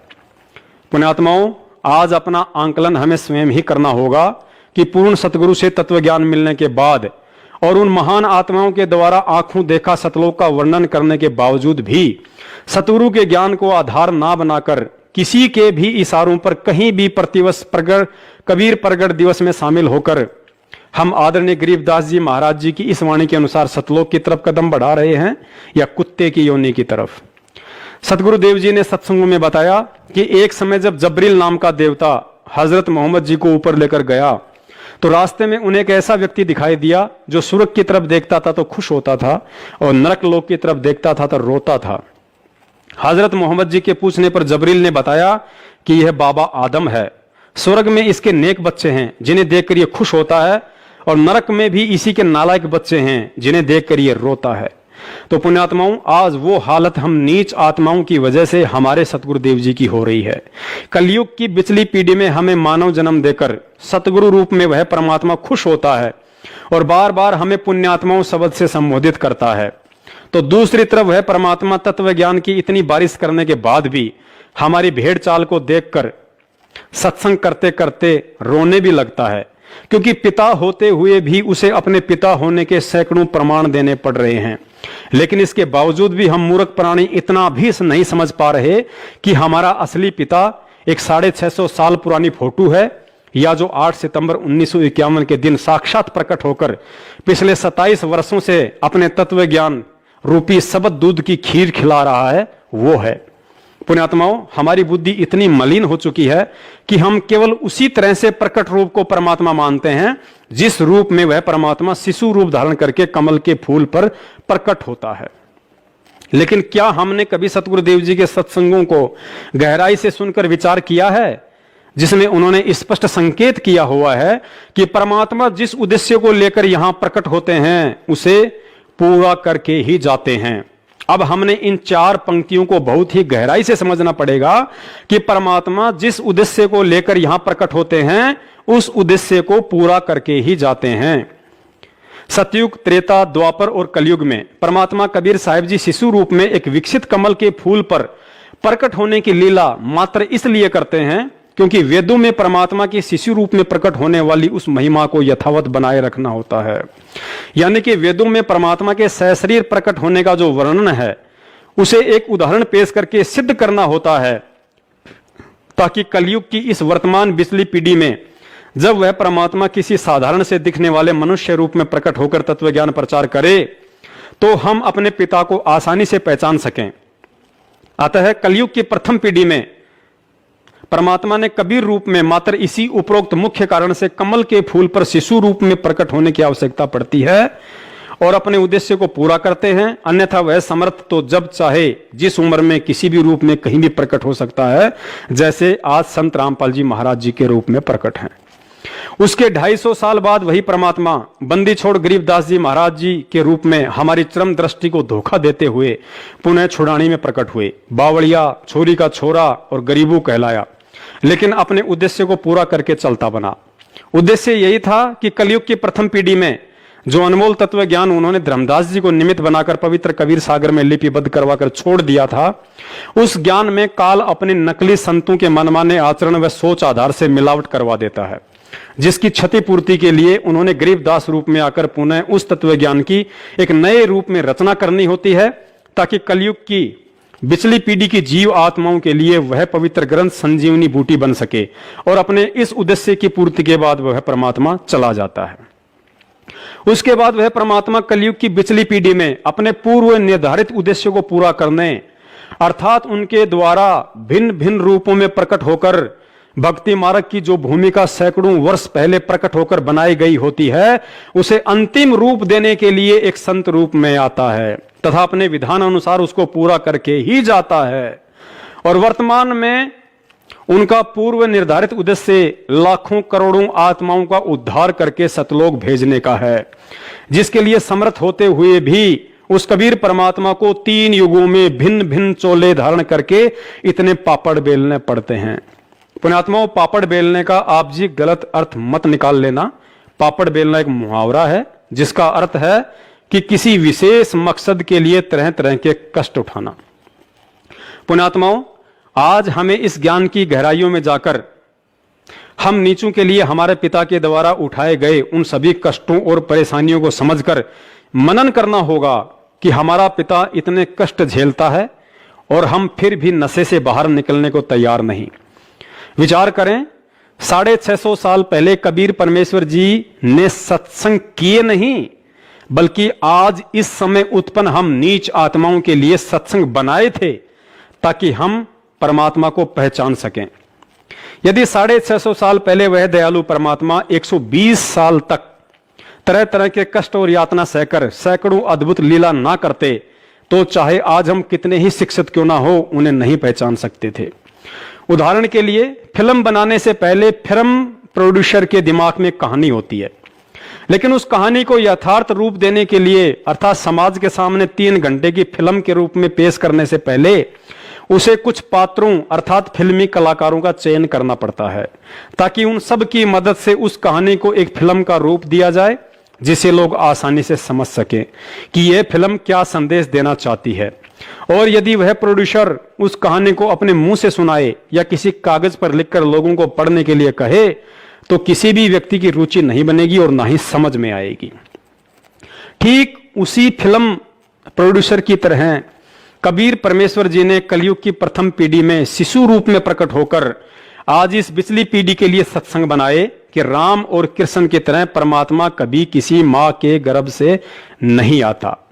परमेश्वर ने 120 वर्ष तक एक आम नागरिक की भूमिका करके सत्संग बनाया कि यदि हमने परमात्मा की प्राप्ति करनी है तो इस काल लोक में कितनी आधीनी चाहिए। परमेश्वर ने सत्संग में बताया और परमेश्वर ने सत्संग बनाया कि मैं समर्थ होकर भी एक जुलाही की टूटी फूटी झोपड़ी में 120 वर्ष तक रहा, मेहनत करके अपना पेट और परिवार का पेट भरा, माया का संचय कभी नहीं किया, जो बचा उसे परमार्थ में लगाया। परमेश्वर जी ने रविदास जी, गणिका माई, अर्जुन सरजुन, जीवा दत्ता, नानक जी, धर्मदास जी, मलुकदास जी, राजा बीर सिंह, बिजली खान पठान, सिकंदर लोधी आदि सैकड़ों आत्माओं को अपनी कहानी का पात्र बनाकर 650 साल पहले एक सत्संग रूपी फिल्म बनाई। सिर्फ और सिर्फ हम नीच आत्माओं की से आज कलयुग की इस पिछली पीढ़ी में यह उम्मीद करते हुए कि उस समय शिक्षा और सत्संगों को आधार बनाकर मेरे बच्चे मुझे पहचान लेंगे कि हमारा पिता 650 साल पहले काशी में धानक रूप में और आज हरियाणा के धनाना में जाट रूप में हमें संभालने के लिए आ चुका है। पुण्यात्माओं, विचार करना, हम जिस पवित्र पुस्तक भक्ति बोध से सुबह दोपहर और शाम की आरती करते हैं उसकी भूमिका में हमारी पूरी गुरु प्रणाली लिखी हुई है, जिसमें प्रथम सतगुरु कबीर साहिब जी के बाद वर्तमान सतगुरु रामपाल जी महाराज जी सहित कुल 11 गुरु साहिबान हैं। लेकिन इन 11 गुरु साहिबानों में बंदी छोड़ शब्द सिर्फ और सिर्फ 3 ही नामों के आगे लगता है। प्रथम बंदी छोड़ कबीर साहिब जी, दूसरा बंदी छोड़ गरीबदास जी महाराज जी, और तीसरा आज हम अपने पूज्य गुरुदेव सतगुरु रामपाल जी महाराज जी के लिए बंदी छोड़ शब्द का प्रयोग करते हैं, क्योंकि बंदी छोड़ शब्द इस सृष्टि में सिर्फ उसी नाम के साथ लगता है जो स्वयं पूर्ण परमात्मा हो। पुण्यात्माओं, पूज्य गुरुदेव संत रामपाल जी महाराज जी को और गहराई से समझने के लिए देखिए सन 2013 में बरवाला आश्रम में काल प्रेरित सतलोक आश्रम मैनेजमेंट हरियाणा के मुखियों द्वारा रचित पुस्तक मानवता का गिरता हास तथा विकास, और दूसरी पुस्तक है भोगेगा अपना किया रे। निसंदेह ये दोनों पुस्तकें परम पूज्य सतगुरु रामपाल जी महाराज जी के दिशा निर्देशन में इन मनवस लोगों के द्वारा ही लिखी गई थी। लेकिन इस पुस्तक के माध्यम से सतगुरुदेव जी ने जो बात सतलोक आश्रम मैनेजमेंट हरियाणा और संगत को समझानी चाहिए थी, उस गूढ़ बात को ना ही तो उस समय काल प्रेरित सतलोक आश्रम मैनेजमेंट समझ पाया और ना ही बेचारी भोली संगत। अतः आज परमेश्वर जी मुझ तुच्छ दास को निमित्त बनाकर इस पुस्तक में लिखे गूढ़ संकेतों को संगत तक पहुंचा रहे हैं, और इन सांकेतिक प्रमाणों को देखने के बाद सन 2014 से पहले नाम उपदेशी भगत भाई बहनों में यदि जरा भी समझ होगी तो सिर पर हाथ रखकर थप्पियां मारेंगे और कहेंगे कि ज्ञान को आधार ना बनाकर सन 2014 के बाद से किन मूर्खों के संपर्क और बहकाव में आकर असली जीते जागते कबीर को भुलाकर रोहतक और जबलपुर में कागज के कबीर का प्रगट दिवस मनाकर तथा कुपात्रों को दान और अनमोल समय देकर क्यों हमने अपने कर्म फोड़े। क्योंकि हमारी इस करनी से हमारे सतगुरु दुखी हुए हैं और कहते हैं कि जिन बातों से गुरु दुख पावे तिन बातों को दूर भगावे। देखिए प्रमाण, पुस्तक मानवता का गिरता हास तथा विकास के पेज नंबर 58 पर, जहां काल प्रेरित लेखक सतलोक आश्रम मैनेजमेंट वाले स्वयं अपनी लेखनी से लिखते हैं कि सत्य पुरुष का वर्तमान अवतार अर्थात हरि अवतार संत रामपाल दास जी महाराज भी परमेश्वर अर्थात परम अक्षर ब्रह्म के उन अवतारों में से एक हैं जो आध्यात्मिक ज्ञान के द्वारा अधर्म का नाश करते हैं। पुण्यात्माओं, अब इन 4 लाइनों में सतगुरुदेव जी ने बहुत ही गहरा संकेत कर दिया है कि मैं कौन हूं, लेकिन ये काल प्रेरित लोग समझ ही नहीं सके और आज तक संत रामपाल जी महाराज जी के साथ एक सामान्य संत की तरह व्यवहार करते हुए केवल कबीर प्रगट दिवस की ही डफली पीटते रहे।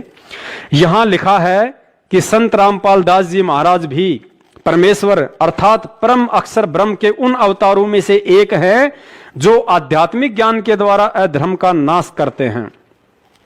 अब दास इस लेखक भाई से और सतलोक आश्रम मैनेजमेंट के मुखिया सारनाम डिग्री होल्डर महेंद्र से पूछना चाहेगा कि यदि संत रामपाल दास जी महाराज परमेश्वर यानी परम अक्षर ब्रह्म के अवतारों में से एक हैं, तो भाई साहब कृपा करके यह बताने का भी कष्ट करें कि परमेश्वर यानी परम अक्षर ब्रह्म कबीर साहिब जी के और कौन कौन से अवतार आज से पहले इस धरती पर हुए हैं।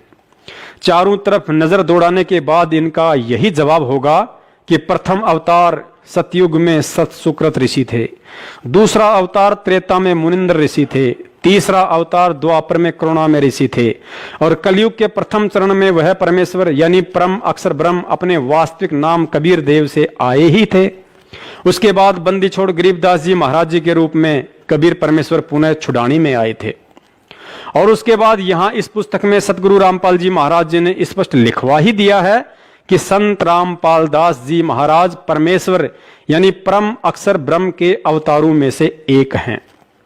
पुण्यात्माओं, अब आप जी गहनता से परमेश्वर के तत्व ज्ञान आधार से विचार करना कि परम अक्षर ब्रह्म यानी कबीर साहिब जी काल निरंजन दुर्गा और ब्रह्मा विष्णु महेश की तरह अपने अंश अवतार सर्जन नहीं करते हैं, क्योंकि वह परमात्मा इन सभी देवी देवताओं और काल निरंजन की तरह किसी अन्य समर्थ शक्ति के ना ही तो अधीन है और ना ही असहाय है। अतः अवतार रूप में भिन्न भिन्न चोले धारण करके कबीर परमेश्वर स्वयं ही प्रकट होते हैं। विचार करें, सतयुग में सतसुकृत से लेकर कलयुग में कबीर नाम से वह परमात्मा किसी मां के गर्भ से जन्म लेकर आया था या प्रकट हुआ था, बताने की जरूरत नहीं है। लेकिन गरीबदास रूप में भी वह परमात्मा प्रकट ही हुआ था, जिसका प्रमाण स्वयं उनके द्वारा रचित ग्रंथ साहिब की भूमिका में मिलता है कि शरीर त्यागने के बाद चिता से उनकी अस्थियां नहीं मिली थी और उसी रूप में छुड़ानी में शरीर त्याग कर गरीबदास जी महाराज अपने प्रिय भगत भूमड़ दास के बाग सहारनपुर में पुनः प्रकट होकर 35 वर्ष तक वहीं रहे। अतः समझदार भगत को समझने के लिए उनकी यही लीला पर्याप्त है कि गरीबदास जी महाराज जी के रूप में परमेश्वर कबीर साहिब जी मां के गर्भ से आए थे या प्रकट हुए थे। और पुख्ता प्रमाण के लिए आदरणीय गरीबदास जी महाराज हमारी तरह कोई आत्मा थी या स्वयं परमात्मा थे। सुनिए 3 मिनट का अनमोल सत्संग, जिसमें सतगुरुदेव जी ने आदरणीय गरीबदास जी महाराज जी को स्वयं कबीर साहिब जी का अवतार बताया और यह भी स्पष्ट किया है कि कबीर साहिब और गरीबदास जी दोनों एक ही थे, केवल नाम की भिन्नता थी, शक्ति में कोई अंतर नहीं था। और अंत में योगियों का जिक्र करते हुए कहा कि वे परमात्मा थे। बंदी छोड़ सतपुरुष स्वरूप कबीर साहब तथा उन्हीं के अवतार बंदी छोड़ गरीबदास जी महाराज की अमृतमयी वाणी का खुलासा, सरलार्थ, भावार्थ व सारांश आज तीसरा दिन है सतगुरु की कृपा से। बंदी छोड़ की वाणी के अंदर वो रहस्य छुपा हुआ है जो कि आम भक्त आम संत के बस की बात नहीं कि इसमें से वो रहस्य को निकाल सके। उनकी अपनी कृपा जिस पर हो जाती है वही इस बात को ढूंढ सकता है कि सतगुरु महाराज इस वाणी के माध्यम से हमें क्या समझाना चाहते हैं। कथा कोई सुना रहे हैं और उसके अंदर समझा कोई और बात रहे। रामायण सुनाते हैं, महाभारत सुनाते हैं, इनकी इसमें इन्होंने आवश्यकता भी नहीं थी, लेकिन फिर भी लिखनी पड़ी, क्योंकि एक तो ये यथार्थता पैदा की हमारे मन के अंदर कि सतगुरु महाराज जो कह रहे हैं वो सत्य है, क्योंकि आज से लाखों वर्ष पहले की रामायण ज्यों की त्यों शास्त्रों से मिलती है। जबकि गरीबदास महाराज कतई अनपढ़ थे, कोई शास्त्र का ज्ञान, उन्होंने अक्षर ज्ञान नहीं था, वो पढ़े लिखे नहीं थे, लेकिन वो परमात्मा थे, इस बात का उन्होंने सिद्ध किया। आज से लाखों वर्ष पहले कि जो भी घटनाएं घटी और जो शास्त्र प्रमाण देते हैं हिंदू और मुसलमान धर्मों के, वो जो के त्यों बंदी छोड़ ने लिखवाए, ये प्रमाण करने के लिए कि मैं जो कह रहा हूं वो सत्य है। यही कबीर साहब ने लाखों वर्ष पहले की, और साथ में योगियों की वो उपलब्धियां जो कि युग बीत जाते हैं उनको जब प्राप्त होती है, वो ज्यों की त्यों बंदी छोड़ने सारा कुछ इसके अंदर वर्णन करके दिया। उन योगियों की उपलब्धियां बताई कि कौन सा ऋषि ने क्या उपलब्धि की, क्या साधना की, उसके प्रति उसने क्या उसके प्रति पाया फलस्वरूप, और फिर उससे आगे उसके साथ क्या बना, ये भी बंदी छोड़ ने इसमें लिख रखा है। तो इससे हमें ज्ञान होता है कि सतगुरु कबीर साहब व गरीबदास जी महाराज एक ही थे, सिर्फ नाम की भिन्नता थी, शक्ति में कोई अंतर नहीं था। पुण्यात्माओं, उसके बाद इस पुस्तक मानवता का गिरता हास तथा विकास में स्वयं सतगुरु रामपाल जी महाराज जी ने इन अनाड़ियों से गूढ़ बात लिखवा दी कि संत रामपाल दास महाराज जी भी परमेश्वर परम अक्षर ब्रह्म के उन अवतारों में से एक हैं। तो अब स्वतः ही सिद्ध हो जाता है कि जब सतयुग के सतसुकृत अवतार से लेकर कलयुग के गरीबदास जी महाराज जी तक सभी के सभी अवतार अपनी लीला करने के लिए मां के गर्भ से जन्म ना लेकर प्रकट हुए हैं, तो भला सतगुरु रामपाल जी महाराज जी आखिर कैसे किसी मां के गर्भ से जन्म लेकर आएंगे। अर्थात आज पृथ्वी पर परम अक्षर ब्रह्म कबीर साहिब जी पूर्व के अवतारों की भांति सतगुरु रामपाल जी महाराज जी के चोले में स्वयं अवतरित प्रकट परमात्मा है, और उनका भगत होकर वही इंसान दुनिया का सबसे मूर्ख व्यक्ति समझा जाएगा जो इतने प्रमाणों के बावजूद भी 8 सितंबर के दिन सतगुरु प्रगट दिवस के बजाय कबीर प्रगट दिवस ही मनाता रहेगा। अभी भी अगर किसी का मन नहीं मान रहा हो तो देखिए इसी पुस्तक के पेज नंबर 66 पर एक और पुख्ता प्रमाण, जहां सतगुरुदेव जी ने स्पष्ट लिखवाया है कि 12वें पंथ गरीबदास जी वाले पंथ में मैं परमेश्वर कबीर जी ही स्वयं चलकर आऊंगा, तब संत गरीबदास जी द्वारा प्रकट की गई वाणी को मैं कबीर परमेश्वर प्रकट होकर समझाऊंगा। अब पुण्यात्माओं को निपट अंधा और मोतियाबिंद का ही शिकार होगा जो यह प्रमाण देखकर भी नहीं समझ पाएगा, जिसमें गुरुदेव ने साफ साफ कह दिया है कि 12वें पंथ में मैं कबीर परमेश्वर स्वयं ही आऊंगा और प्रकट होकर संत गरीबदास जी की वाणियों का मतलब समझाऊंगा। अब सर्वविदित है कि आदरणीय गरीबदास जी महाराज जी की वाणियों को श्री आसाराम बापू या राम रहीम जी ने तो समझाया नहीं है, और जिन्होंने समझाया है उन्हें आप जानते ही हैं। फिर हर साल जून के महीने में कागज के फोटो को भगवान मानते हुए उसका प्रगट दिवस मना कर आखिर कब तक अपनी अंधता, मूर्खता और अज्ञानता का प्रमाण देते रहोगे? क्योंकि आप जिस दाढ़ी मूछ वाली फोटो को परमेश्वर का असली स्वरूप मान रहे हो, यह आपकी मूर्खता है, जिसके विषय में गुरुजी स्वयं कह चुके हैं कि आप जो चित्र देख रहे हैं यह प्रभु का वास्तविक चित्र नहीं है। एक प्रमाण आपको और देते हैं कि 650 साल पहले ही नहीं बल्कि सतयुग, त्रेता और द्वापर में भी परमेश्वर कबीर साहिब जी अपने सतलोक वाले वास्तविक स्वरूप में कभी नहीं आए। पुण्यात्माओं, इन 21 ब्रह्मांडों में यदि परमेश्वर कबीर साहिब जी के असली स्वरूप से कोई परिचित है तो केवल 2 ही प्राणी है, पहला काल भगवान और दूसरा उनकी पत्नी दुर्गा है। प्रथम सतयुग में जब परमेश्वर कबीर साहिब जी सतसुकृत रूप में इस पृथ्वी पर आए तो अपने पुत्र जोगजीत जी के रूप में आए थे, क्योंकि सतगुरुदेव जी ने बताया कि प्रथम सतयुग में पृथ्वी लोक पर आने से पहले तपतशिला पर काल और परमेश्वर जी की बातचीत हुई थी। तो परमेश्वर जी अपने पुत्र जोगजीत जी के रूप में थे और कहा था कि मैं पिताजी के आदेश से नीचे जाऊंगा और तेरा भांडा फोड़ करूंगा कि तू भगवान नहीं है। अतः सिद्ध हुआ कि सतयुग में सतसुकृत ऋषि वाला रूप भी परमेश्वर का असली स्वरूप नहीं था। उसके बाद कलयुग में परमेश्वर जी जिस कबीर रूप में आए थे वह भी उनका असली स्वरूप नहीं था, क्योंकि जब परमेश्वर कबीर साहिब जी मगर से सशरीर सतलोक जा रहे थे तो दुर्गा ने उन्हें कोई सामान्य संत समझकर अपने जाल में फंसाने की पुरजोर कोशिश की। उनके सामने शादी तक का प्रस्ताव भी रख दिया कि मैं आपकी पत्नी बनकर रहूंगी।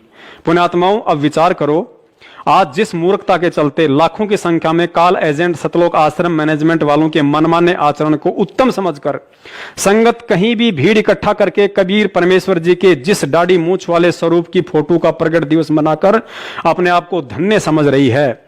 यदि कबीर साहिब जी का वह रूप उनका असली रूप होता तो दुर्गा उन्हें पहचान लेती और हो सकता है डर के मारे उसका कलेजा भी फट जाता, क्योंकि ऊपर पहले ही बताया जा चुका है कि 21 ब्रह्मांड में कबीर साहिब जी के सतलोक वाले असली स्वरूप से यदि कोई परिचित है तो केवल काल और दुर्गा दो ही हैं। और यदि फिर भी आप लोगों ने फोटो का ही प्रकट दिवस मनाकर वर्तमान के जीते जागते कबीर सतगुरु रामपाल जी महाराज जी को अपनी नासमझी के चलते दुखी करना ही है, तो भाई फिर दुखी करने में कमी क्या छोड़नी? फिर तो सतसुकृत ऋषि का भी प्रकट दिवस मनाओ, क्योंकि वे भी एक तालाब में विकसित कमल के फूल पर ही प्रकट हुए थे। उनकी भी परवरिश कंवारी गायों के दूध से ही हुई थी। फिर तो मुनिंद्र ऋषि का भी प्रकट दिवस मनाओ, क्योंकि वे भी एक तालाब में विकसित कमल के फूल पर ही प्रकट हुए थे और उनकी भी परवरिश कंवारी गायों के दूध से हुई थी। फिर तो करुणा में ऋषि का भी प्रकट दिवस मनाओ, क्योंकि वे भी एक तालाब में विकसित कमल के फूल पर ही प्रकट हुए थे और उनकी भी परवरिश कंवारी गायों के दूध से हुई थी। फिर तो परमेश्वर कबीर साहिब जी के 2 साल की उम्र वाले उस प्रकट रूप का भी प्रकट दिवस मनाओ, जो रूप उन्होंने रामानंद जी को उस समय दिखाया था जब वे सुबह सुबह गंगा नदी पर स्नान करने के लिए जा रहे थे। फिर तो परमेश्वर कबीर साहिब जी के उस रूप का भी प्रकट दिवस मनाओ जिस समय उन्होंने केशव बंजारे के रूप में सशरीर प्रकट होकर 18 लाख लोगों के लिए काशी में भंडारे की व्यवस्था की थी। फिर तो परमेश्वर के उस सुपच सुदर्शन रूप का भी प्रकट दिवस मनाओ जिस रूप में प्रकट होकर उन्होंने पांडवों की यज्ञ सफल की थी। फिर तो परमेश्वर कबीर साहिब जी के उस बरहा अर्थात सुवर रूप का भी प्रकट दिवस मनाओ जिस रूप में प्रकट होकर उन्होंने शंखासुर के द्वारा वेदों को समुद्र में डुबोने से बचाया था। फिर तो परमेश्वर के उस रूप का भी प्रकट दिवस मनाओ जिस बांदी रूप में प्रकट होकर उन्होंने राजा अब्राहिम सुल्तान की सेज पर सोने के कारण 3 कोरड़े खाए थे। फिर तो परमेश्वर के उस रूप का भी प्रकट दिवस मनाओ जिस नरसिंह रूप में प्रकट होकर उन्होंने प्रहलाद भगत की रक्षा की थी। फिर तो परमेश्वर जी के उस श्री कृष्ण रूप का भी प्रकट दिवस मनाओ जिस समय उन्होंने पीपा और सीता के लिए समुद्र में द्वारिका और बाल गोपाल रचे तथा स्वयं श्री कृष्ण रूप बनाकर उनके साथ 7 दिन तक वहीं रहे। फिर तो परमेश्वर जी के उस सिंह रूप का भी प्रकट दिवस मनाओ जब उन्होंने दिल्ली के दरबार में पीलवान हाथी और सिकंदर लोदी को दर्शन दिए थे। फिर तो परमेश्वर के उस पार्वती रूप का भी प्रकट दिवस मनाओ जिस रूप में प्रकट होकर उन्होंने भस्मागिरी को भस्म किया था और फिर विष्णु रूप धारण करके शंकर भगवान को भस्मासुर की राग दिखाकर भयमुक्त किया था, अर्थात उस विष्णु वाले रूप का भी प्रकट दिवस मनाओ। फिर तो परमेश्वर के उस मालन रूप का भी प्रकट दिवस मनाओ जिस रूप में प्रकट होकर उन्होंने राजा अब्राहिम सुल्तान को एक बेर के झगड़े पर थप्पड़ मारा था। और भी लाखों करोड़ों रूप में वह परमेश्वर इस पृथ्वी पर प्रकट होता रहता है। अतः एक अकेले कबीर रूप का प्रकट दिवस मनाने वाले 80% भोली आत्माओं से प्रार्थना है, आप बारी बारी परमेश्वर के इन सभी उपरोक्त प्रकट रूपों का प्रकट दिवस मनाओ ताकि तुम्हारी नादानी और नासमझी पर आज वर्तमान में प्रकट वह परमेश्वर बाबा आदम की तरह कबीर प्रकट दिवस मनाने वालों को देखकर दुखी हो और सतगुरु प्रकट दिवस मनाने वालों को देखकर प्रसन्न हो। तो पुण्यात्माओं, अब दास अपनी वाणी को विश्राम देता है। कहने को तो परमेश्वर की महिमा के विषय में दास के पास इतना मेटेरियल है कि जीवन समाप्त हो सकता है, लेकिन शब्द नहीं। लेकिन इस बात का निष्कर्ष सिर्फ दास के कहने और आपके सुनने तक ही सीमित नहीं है। दास तो पिछले वर्ष से ही सतगुरु प्रकट दिवस मना रहा है, क्योंकि आने वाले समय में तो पूरी दुनिया ही सतगुरु का प्रकट दिवस मनाएगी। आम व्यक्ति भी इस बात से भली भांति परिचित हो जाएगा कि संत रामपाल जी महाराज जी ही असल में कबीर परमात्मा है, लेकिन असल में उनका प्रकट दिवस मनाना तो आज है और आज केवल वही आत्मा उनका प्रकट दिवस मना सकती है जिसने इस भक्ति मार्ग पर ज्ञान को आधार बनाकर चलना सीख लिया होगा, वरना उल्लू के लिए तो सदा दिन में ही रात और रात ही दिन होता है। अंत में अपनी वाणी को विश्राम देते हुए दास एक और ऐसा प्रमाण देता है जिसे आधार बनाकर आसानी से समझा जा सकता है कि सतगुरु रामपाल जी महाराज जी कौन हैं, स्वयं कबीर परमात्मा हैं या कबीर साहिब जी के भेजे हुए कोई संदेश वाहक हैं। आप जिन्हें सतगुरुदेव जी के मुख कमल से सैकड़ों बार सत्संगों में सुना होगा कि परमात्मा ने किन किन आत्माओं को सतलोक दिखाया और फिर वापस पृथ्वी पर छोड़ा और अपना गवाह बनाया, लेकिन एक बार भी आपने उनके मुख कमल से यह कहते हुए नहीं सुना होगा कि कबीर परमात्मा ने मुझ रामपाल दास को भी सतलोक दिखाया और फिर वापस पृथ्वी पर छोड़ा। तो पुण्यात्माओं, जिसने सतलोक ही नहीं देखा तो फिर सतलोक का वर्णन कैसे कर सकता है? लेकिन फिर भी सतगुरु रामपाल जी महाराज जी सतलोक के दृश्य का हूबहू वर्णन करते हैं, क्योंकि वे स्वयं परमात्मा हैं और परमात्मा अपनी शक्ति से जिसे चाहे सतलोक के दर्शन करवा सकता है। लेकिन उन्हें कोई सतलोक के दर्शन करवा सके ऐसा तो कोई पृथ्वी पर जब से ये बनी है तब से पैदा ही नहीं हुआ। अतः यह स्वतः ही सिद्ध हो जाता है कि आज परमात्मा स्वयं हमारे सतगुरु बनकर पृथ्वी पर विद्यमान हैं। अब जिन जिन आत्माओं को इस वीडियो के माध्यम से ये अच्छे से समझ में आ गया है कि वास्तव में असली कबीर तो स्वयं मेरा सतगुरु ही है और मैं अज्ञानता में एक कागज की फोटो को कबीर समझकर उसका प्रगट दिवस मनाते हुए प्रतिवर्ष अपने आप को धन्य समझ रहा था, तो उन आत्माओं का अब यही प्रश्न हो सकता है कि 8 सितंबर 2020 के दिन सतगुरु प्रगट दिवस मनाना कैसे है। तो यह बहुत ही साधारण और सरल सा तरीका है। जैसे हम पहले कबीर प्रगट दिवस मनाते थे या मनाते हुए देखा करते थे, ठीक उसी तरह मनाना है। ना कोई भीड़ भाड़, ना कोई जमघट, ना कोई दिखावा, ना कोई विशेष आडंबर। 8 सितंबर के दिन हम सब ने अपने घर पर ही सतगुरु प्रगट दिवस मनाना है। यदि आसपास रहने वाले भगत भाई बहन किसी एक भगत के घर पर इकट्ठा होकर मनाना चाहें तो उसमें कोई दोष नहीं है। हमने किसी भी रंग का स्वच्छ कपड़ा एक टेबल या किसी रखने योग्य जगह पर बिछाकर उसके ऊपर परम पूज्य सतगुरु देव जी की छवि अर्थात फोटो को रखना है। प्रतिदिन की तरह देसी घी का दीपक लगाना है। दीपक में घी आप जी अपनी आर्थिक स्थिति अनुसार चाहे जितना डाल सकते हैं, लेकिन मन में 1.25 किलो या 5.25 किलो का संकल्प लेकर घी डालना ऐसा कोई विधान नहीं है। यदि ऐसा कोई करता है तो वह मनमाना आचरण है। आटे या सूजी का सतगुरुदेव जी को भोग लगाने के लिए देसी घी में हलवा राम बनाना है। हलवा राम आप जी परिवार के मेंबर या सतगुरु प्रगट दिवस में आए हुए भक्तों की संख्या के आधार पर बनाएं। हलवा राम बनने के बाद आप जी उसे किसी भी रंग के साफ कपड़े से ढक दें। उसके बाद सभी भगत भाई बहन सर्वप्रथम मंगलाचरण करें। वह उसके बाद आया है बंजारा केशव आया है, ये शब्द पढ़ते हुए हलवा राम को वहां से नंगों पैरों उठाकर जहां आपने दरबार लगा रखा है वहां पर या आसपास स्वच्छ जगह पर रख दें। उसके बाद भोग की बड़ी आरती जो आपको YouTube पर 39 मिनट से लेकर 42 मिनट तक की मिलती है, उसे अपने मोबाइल में डाउनलोड करके चला दें। आरती संपूर्ण होने के बाद सतगुरु देव जी का सत्संग 1 घंटा, 2 घंटा या 3 घंटा जैसी भी आपकी श्रद्धा और समय है उस अनुसार प्रेम पूर्वक बैठकर सुने। उसके बाद हलवा राम का प्रसाद वितरित करें। हलवा राम यदि चाहें तो सत्संग से पहले भी वितरित कर सकते हैं। उसके बाद भंडारे के लिए जो भी भोजन बना है उसे एक थाल में रखकर ऊपर से स्वच्छ कपड़े से ढककर दरबार के आगे रख दें। बाद में सभी को भंडारा करवाएं।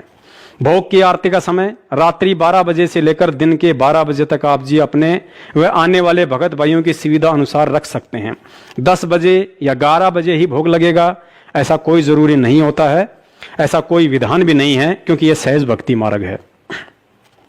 कुछ लोगों की अपनी मनमानी सोच होती है कि परमात्मा को भोग लगने से पहले कोई कुछ नहीं खाएगा, लेकिन यह उचित नहीं है। घर में बच्चे बूढ़े सभी होते हैं जिन्हें सुबह चाय नाश्ते की जरूरत पड़ती है। अतः रोज की तरह अपना चाय नाश्ता करें और उसके बाद ऊपर की प्रक्रिया को पूरा करें। परमेश्वर कभी भी अपनी आत्माओं को परेशान या दुखी करके भोग नहीं लगवाता है। वह तो हर पल हर समय अपने बच्चों को सुखी और खुशहाल देखना चाहता है। परमेश्वर 56 व्यंजनों से नहीं बल्कि विदुर जी की तरह यदि भगत का भाव सच्चा है तो उसके घर का साग रोटी खाकर अधिक प्रसन्न होते हैं। यदि भोजन भंडारा बच जाता है तो आप जी भक्तों को घर ले जाने के लिए दे सकते हैं। अपने अड़ोसी पड़ोसी अन्य जरूरतमंद व्यक्ति को भी भंडारा खिला सकते हैं, क्योंकि परमेश्वर को लगा हुआ अन्न जो भी आत्मा ग्रहण करती है तो परमात्मा से जुड़ने के लिए उसके भक्ति संस्कार मजबूत होते हैं। अतः सत भक्ति मार्ग में अपने पंडित आप स्वयं बनिए।